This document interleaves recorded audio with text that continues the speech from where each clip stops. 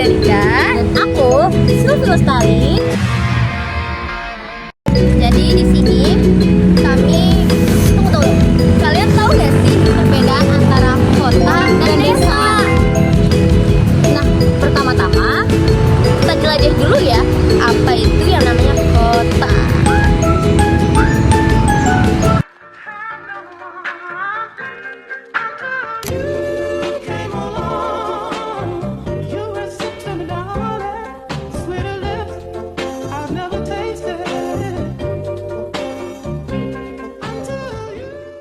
Kota umumnya memiliki kepadatan penduduk yang lebih tinggi, ekonomi yang lebih beragam, interaksi sosial yang lebih individualistis, dan lingkungan yang lebih didominasi oleh bangunan dan infrastruktur. Perbedaan utama antara kota dan desa adalah terletak pada kepadatan penduduk, kegiatan ekonomi, pola interaksi sosial, dan lingkungan fisik. Mata pencaharian warga di sana umumnya ada di sektor industri, perdagangan, atau jasa. Kehidupan di kota cenderung sibuk, individualis, dengan biaya hidup yang lebih tinggi, serta perkembangan teknologi yang cepat. Namun, kota juga sering menghadapi masalah seperti polusi, kemacetan, dan kebisingan. Lingkungan fisik di kota didominasi oleh bangunan tinggi, jalan raya, dan infrastruktur perkotaan lainnya. Dengan ruang terbuka hijau yang terbatas, struktur sosial di kota cenderung lebih heterogen dengan berbagai lapisan sosial yang berbeda dan kesenjangan yang lebih besar. Gaya hidup di sini cenderung lebih konsumtif dan materialistis. Klasifikasi jumlah penduduk di kota: 1. Kota kecil, jumlah penduduk antara 20.000 sampai 50.000 jiwa. 2. Kota sedang, jumlah penduduk antara 50.000 sampai 100.000 jiwa. 3. Kota besar, jumlah penduduk antara 100.000 sampai dengan 1 juta jiwa. 4. Kota metropolitan, jumlah penduduk antara 1 juta sampai dengan 5 juta jiwa. 5. Kota megapolitan, jumlah penduduk lebih dari 5 juta jiwa. Berdasarkan tingkat perkembangannya: 1. Tingkat eopolis, suatu desa yang berkembang dan telah menunjukkan ciri-ciri kehidupan perkotaan atau perkembangan menjadi suatu kota. 2. Tingkat polis, kota yang masih memiliki ciri-ciri atau sifat agraris. 3. Tingkat metropolis, kota besar yang perekonomiannya sudah mengarah ke sektor industri. 4. Tingkat megapolis, kota ini penurunan kualitas mendekati kemunduran.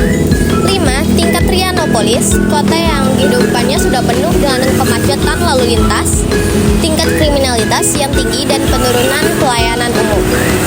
6. Yang terakhir, tingkat teknopolis, kota yang berkembang menuju kehancuran atau keruntuhan.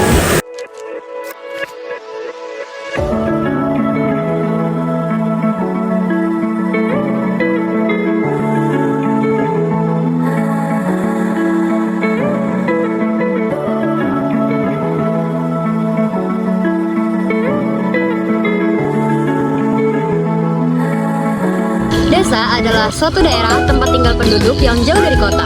Ketergantungan pada alam atau kehidupan masyarakat yang dipengaruhi oleh alam umumnya bersifat tradisional.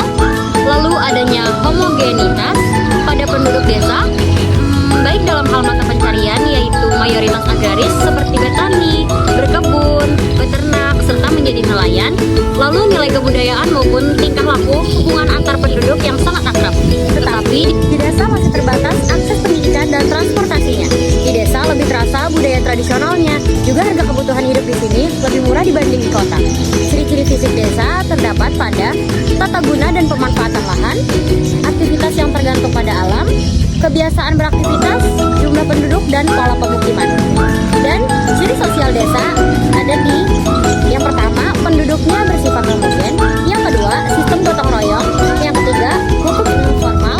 Yang keempat, pola pikir masyarakat desa.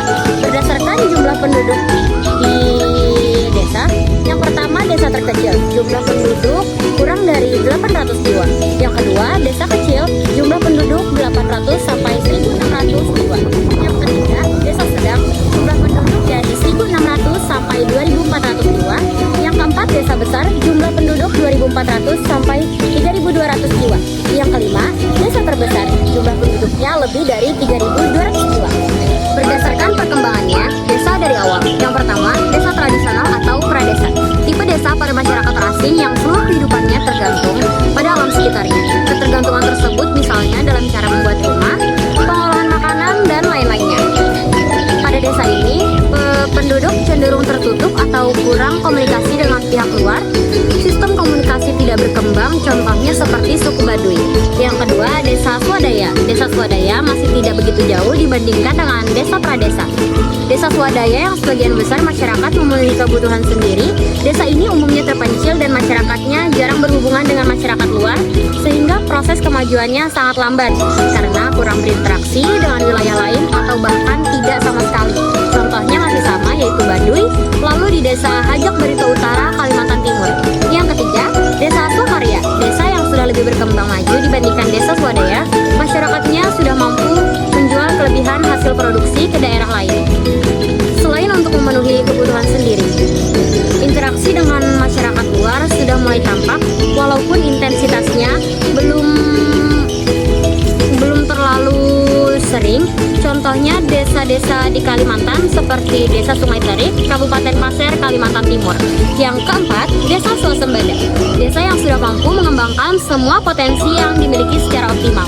Masyarakatnya melakukan tukar-menukar barang dengan wilayah lain, fungsi perdagangan, dan kemampuan untuk saling mempengaruhi dengan penduduk wilayah lain.